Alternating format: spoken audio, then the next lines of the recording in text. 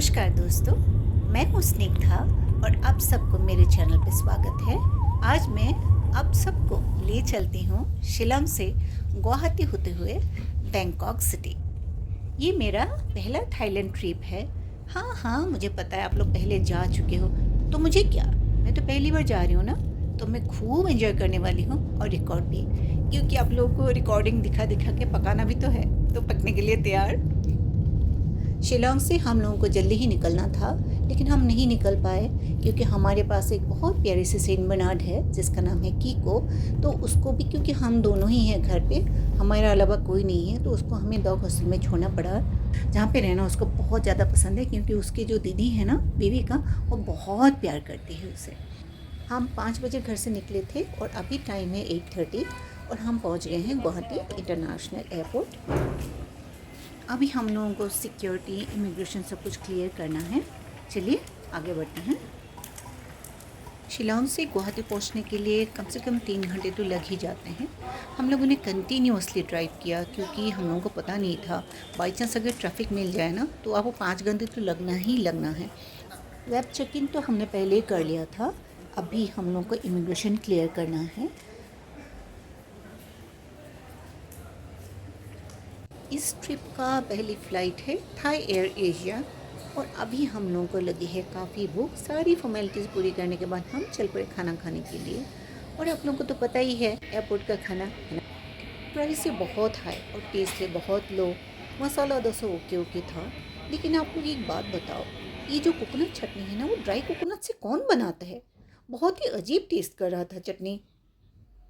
जो भी है, हम लोग फिर फ्लाइट में हम बोर्ड कर गए। अभी हम लोग जाएंगे डॉन मुएंग और हमारा सफ़र हो गया शुरू। बैंकॉक में 2 ही एयरपोर्ट है, एक है सुवर्णभूमि, वो काफ़ी बड़ा है और मोस्टली जो इंटरनेशनल फ़्लाइट से वहीं से आती जाती है, पर हम लोगों को लैंड करना है डॉन मुएंग पर। और ये है मेरा सबसे फर्स्ट इम्प्रेशन बैंकॉक सिटी का।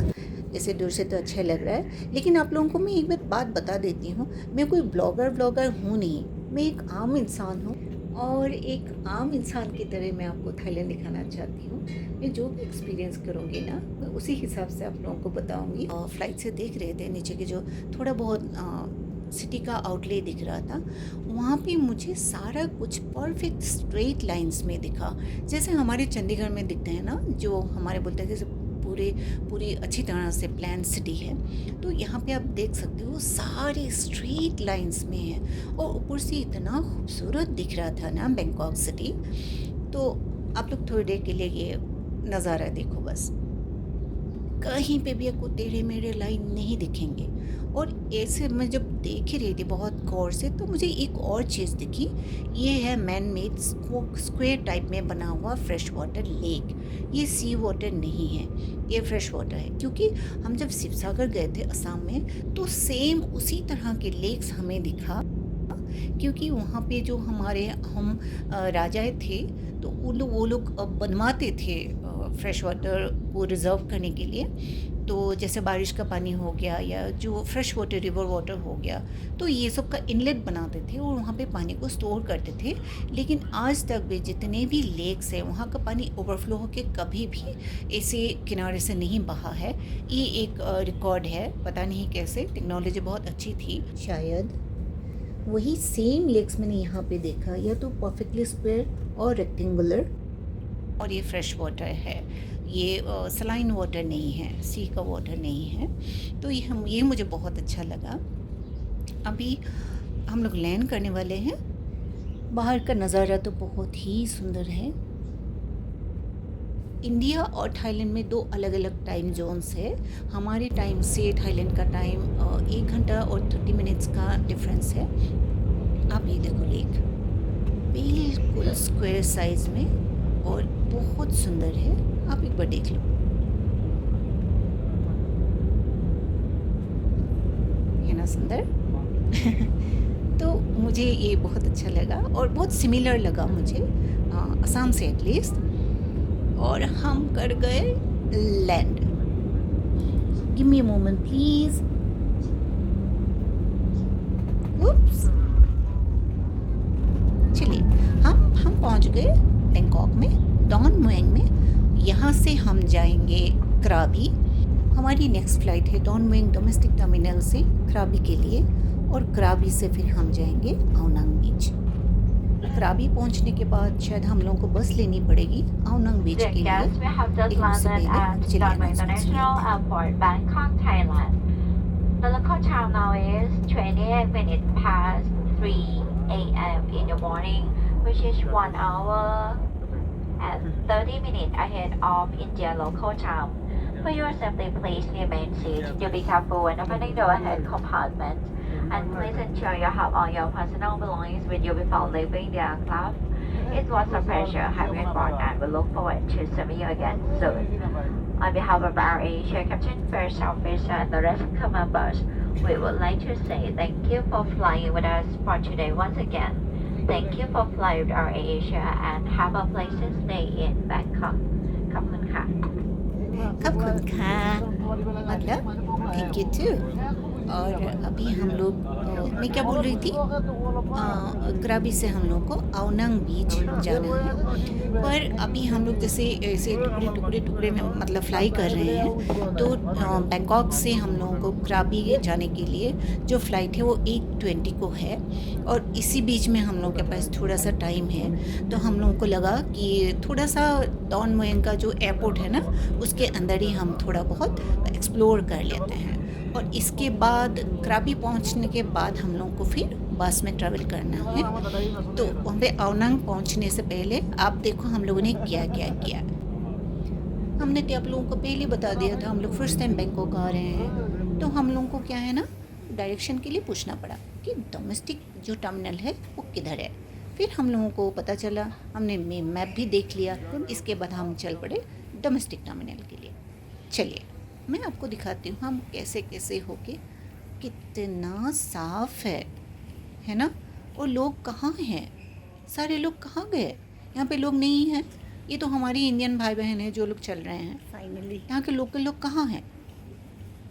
जो भी है, ये बहुत ही क्लीन और बहुत ही पीसफुल एक एयरपोर्ट है। आप देखो इधर उधर नज़र दौड़ाओ, यहाँ पे कोई भी नहीं दिखेगा आपको, है ही नहीं। मतलब यहाँ पे लोग रहते भी हैं।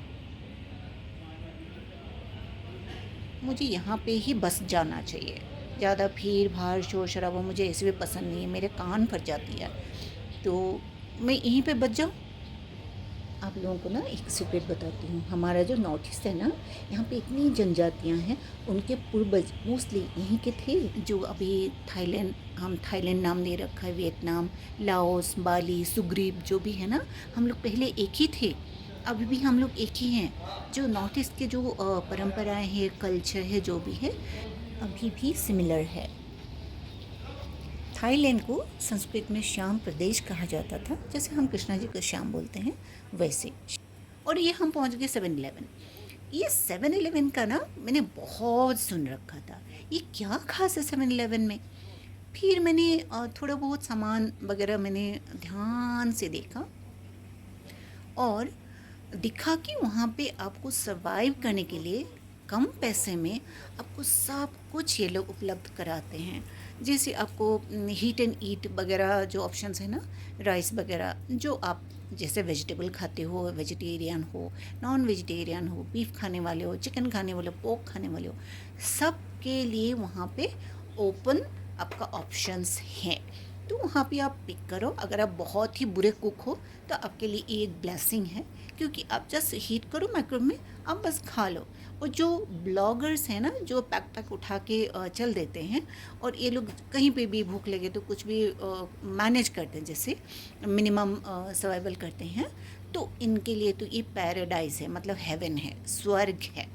ठीक है, तो यहाँ पे आपको फ्रूट से लेके प्रोसेस्ड फूड, ये नूडल्स है ना, कप नूडल्स बोलते हैं जो, ये वही कप नूडल्स है जो हम इंडिया में एयरपोर्ट के अंदर 150 रुपीज़ 200 रुपीज़ में ख़रीद के खाते हैं, जिसमें थोड़ा सा सिर्फ गर्म पानी मिलाना होता है, जिसका असली प्राइस तो बाहर जैसे आपको वो 30 या 40 रुपीज़ में मिल जाएंगे। इसमें ड्रिंक्स के बहुत सारे ऑप्शंस है, और मैं थोड़ा सा, मुझे बेवरेजेस में हाईली शुगर कंटेंट है, इसलिए मुझे पसंद नहीं है।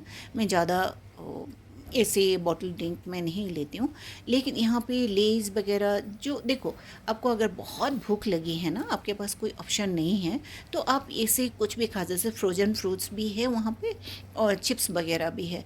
चिप्स मुझे पसंद भी है, मैं चिप्स में पसंद करती हूँ, कभी कभी खाती हूँ स्पेयरिंगली, लेकिन अपनी आत्मा को थोड़ी ना मारनी है ना।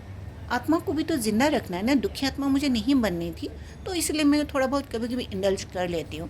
जैसे इंडल्जिंग की बात करूँ ना, तो मुझे ना नेचुरल्स की वो जो टेंडर कोकोनट आइसक्रीम है, उसके लिए मैं आपको एक हाथ ही एक मैं पैर दे दूँगी भाई, वो इतनी ज़्यादा पसंद है। लेकिन यहाँ पे मैंने ऐसा कुछ नहीं खाया, थोड़ा सा वो मैंगो स्ट्रिप्स आती है शुगर के साथ, वो लोग बोल रहे थे कि स्पाइसी मैंगो स्ट्रिप्स है, लेकिन वहाँ तो स्पाइसेस मुझे दिखे ही नहीं है कहीं पे।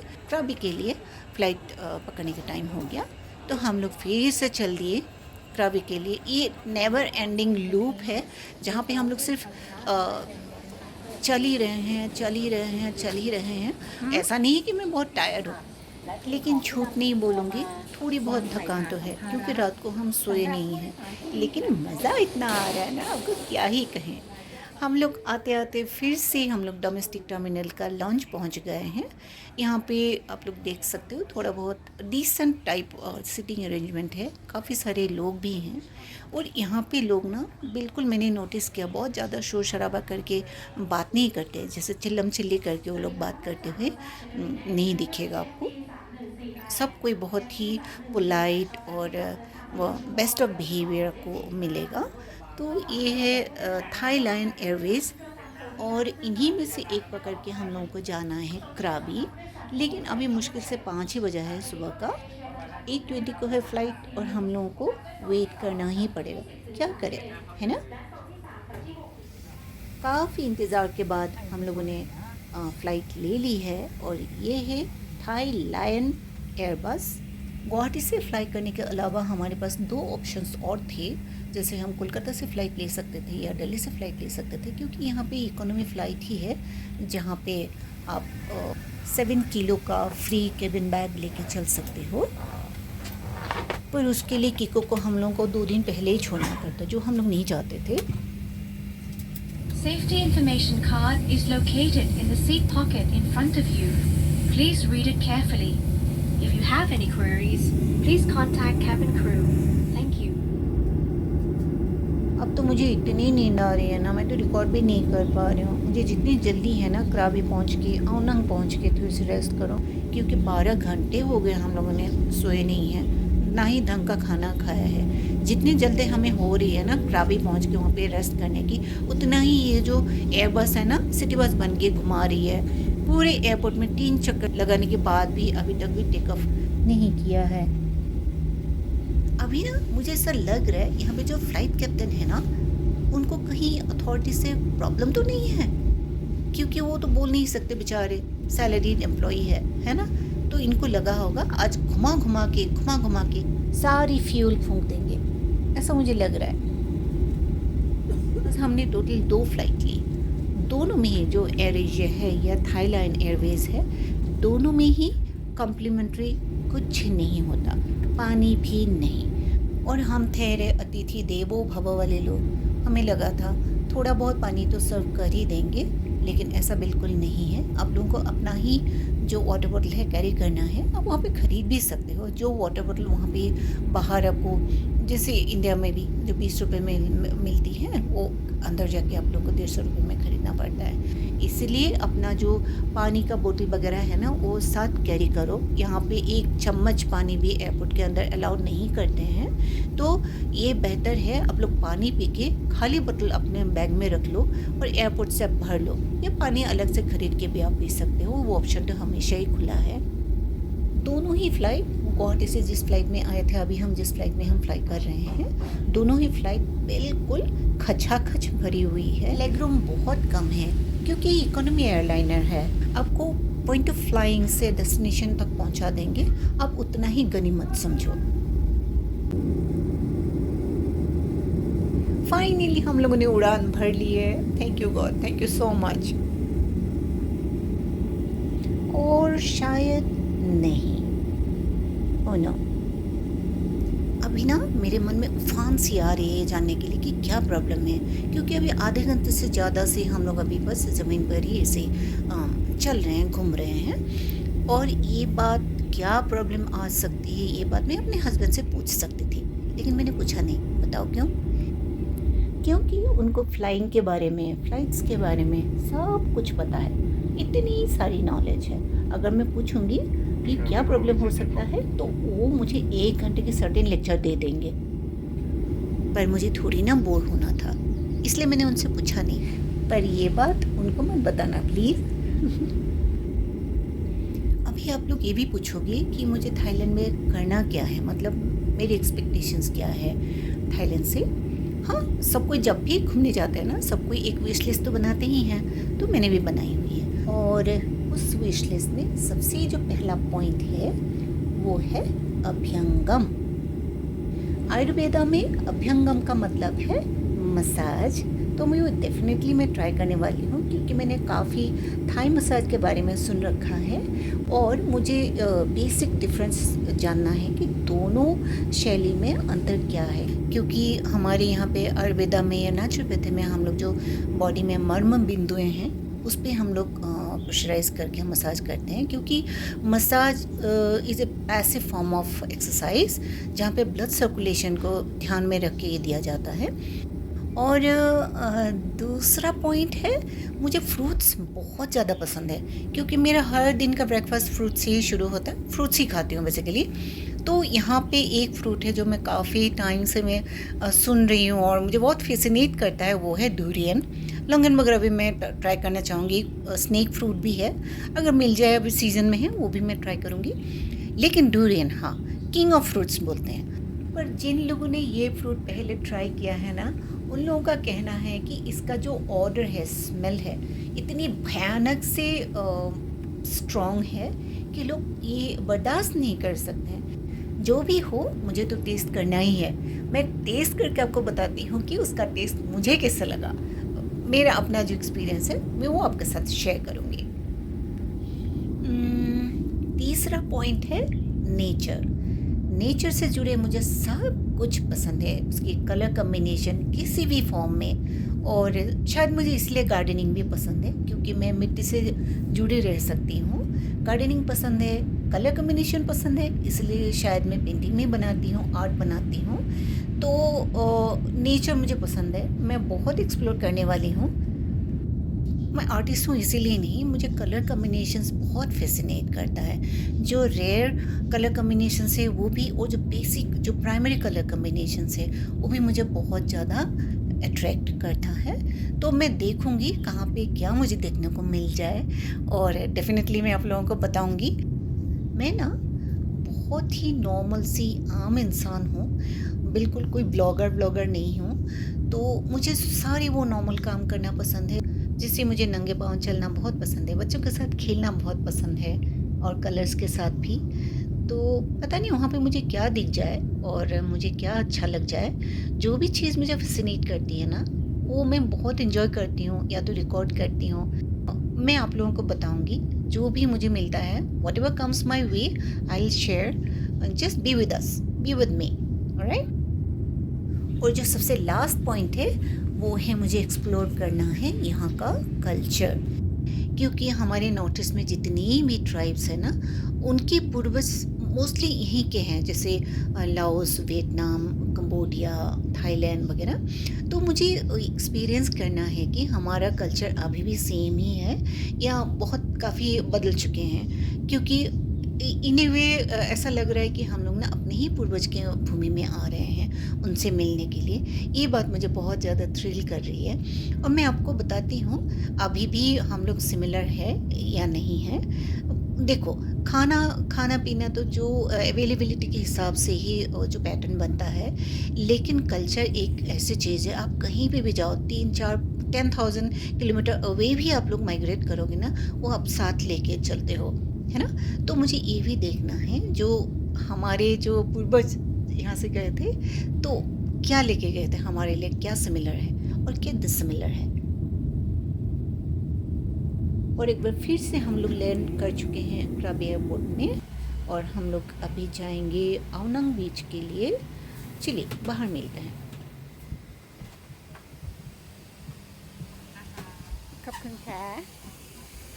अभी सुबह के टाइम है 9:20 और हम लोगों को आनंद के लिए जो बस लेनी है ना, उसकी टिकट भी हम लोगों को अभी खरीदना पड़ेगा। इंडिया में जैसे डेमोक्रेसी है ना, यहाँ पे डेमोक्रेसी नहीं है। यहाँ पर है कॉन्स्टिट्यूशनल मोनार्की। यहाँ पे राजा तो है लेकिन सारे पावर उनके पास नहीं है। कराबी एयरपोर्ट एक छोटा सा इंटरनेशनल एयरपोर्ट है, काफ़ी बिजी है। और ये कराबी से आवनंग बीच के लिए डिस्टेंस है करीब 28 किलोमीटर, जो हम लोगों को अभी हाफ एन आवर का ड्राइव अभी करना बाकी है। तो चलिए देखते हैं क्या होता है आगे। भाई यहाँ पे लाइट क्यों नहीं है? और फाइनली हम पहुँच गए हैं टिकट काउंटर। यहाँ पे आवनंग बीच के लिए 2 टिकट के लिए हम लोगों ने पे किया 300 बात। और अभी हम लोगों को एयरपोर्ट छोड़ के बाहर निकलना होगा। जैसे ही हमने एयरपोर्ट छोड़ा, बाहर काफ़ी गर्मी है। यहाँ पे एक चीज़ और भी बहुत इंटरेस्टिंग है, जैसे आपके टिकट का कलर। हम जितने भी टूरिस्ट्स हैं ना, हमें कैटेगराइज किया हुआ है टिकट के कलर के हिसाब से। जो ग्रीन है, ब्लू है, पिंक है, सबके व्हीकल अलग अलग है। फाइनली हम लोग बस स्टॉप पहुँच गए हैं। तो ठीक है, thank you so much for watching. आपको मैं मिलती हूँ आवनंग में, बने रहिएगा। तब तक अपना ख्याल रखिए, अपनों का भी ख्याल रखिए और खुश रहिए।